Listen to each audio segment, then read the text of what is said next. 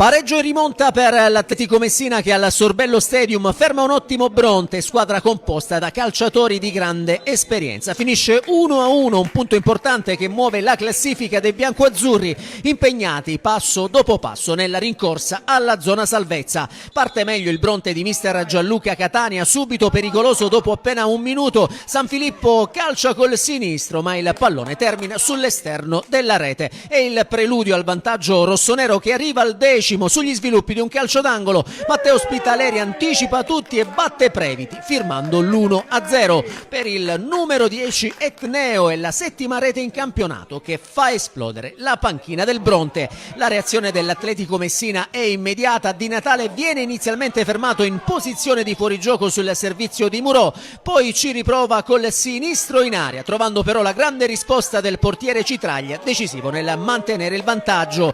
I padroni di casa aumentano la pressione, la squadra di Giuseppe Midiri protesta in 2 occasioni per la mancata concessione di un calcio di rigore, prima su Tiano e poi su Guglielmo, ma per il direttore di gara non c'è nulla. L'Atletico insiste, Guglielmo crossa dalla sinistra, Citraglia interviene e disinnesca. Il portiere Etneo è ancora protagonista sulla conclusione di Garufi, ma al 38° arriva l'episodio che cambia la gara, fallo di mano in aria. Questa volta il rigore viene concesso.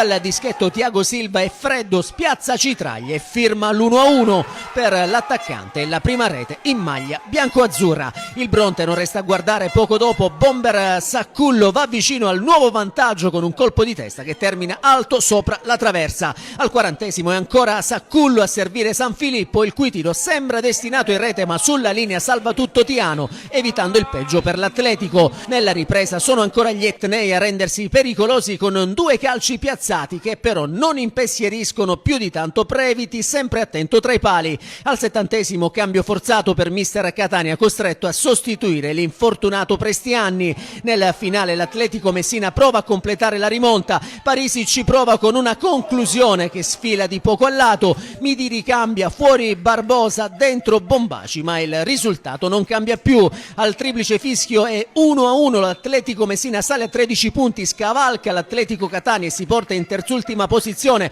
ora 5 lunghezze dalla salvezza. Il Bronte invece sale a 24 punti, confermandosi al 7° posto a sole 2 lunghezze dalla zona playoff.